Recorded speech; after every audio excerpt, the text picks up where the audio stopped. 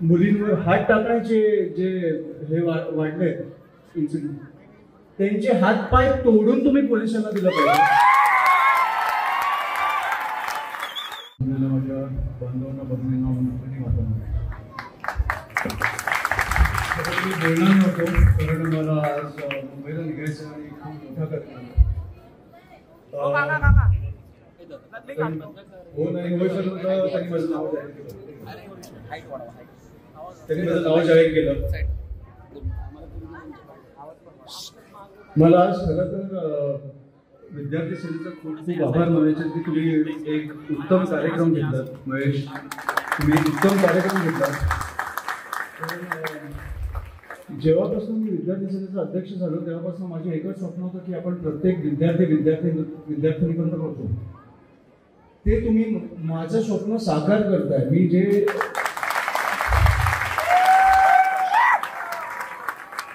वर्धापन दिनाच्या दिवशी बोललो की मी तुमच्यामुळे, तुम्ही माझ्यामुळे नाही आहात, हे मला वाटतं की तुम्ही कुठेतरी साकार करताय. हे मला खूप बरं वाटतं.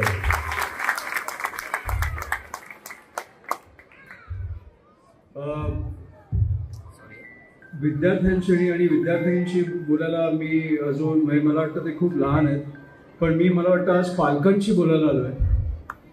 कारण जे माझं स्वप्न होतं आणि जे तुमचं पण स्वप्न आहे की कुठेतरी मुलगा किंवा मुलगी शाळेत गेल्यावर ते कुठेतरी सुरक्षित असावे, त्यांच्या आयुष्यात काही अडचणी नसाव्या, किंवा कुठेतरी महाविद्यालयात गेल्यावर ते सुरक्षित असावे.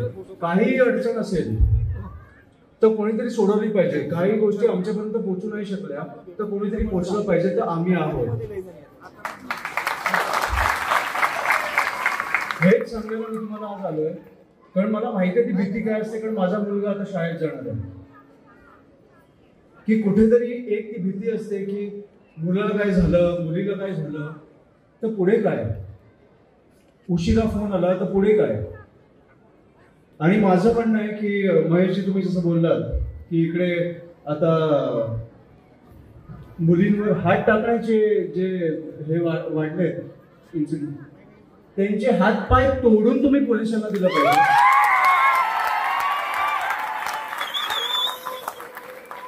आपण जे छत्रपती शिवाजी महाराजांच्या आपण राज्यात राहतो त्या मुलांचे हात पाय तोडून आपण पोलिसांकडे दिले पाहिजे.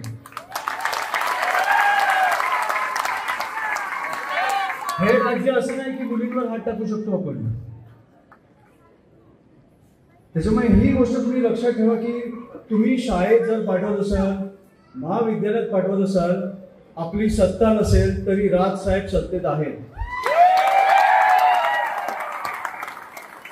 ही गोष्ट तुम्ही विसरू नका. आणि कधीही आम्ही तुमच्या संपर्कात असू, मी तुम्हाला मी तुम्हाला वचन देतो आणि थांबवतो, कारण मला पुढे मुंबईला निघायचं आहे. पण मी खरंच पालकांशी बोलायला आलो आहे की तुम्ही शाळेत पाठवायला किंवा महाविद्यालयात पाठवायला मुला मुलींना घाबरू नका, आम्ही आहोत. एवढंच मी तुम्हाला एक वचन द्यायला आलो आणि थांबतो. जय हिंद, जय महाराष्ट्र.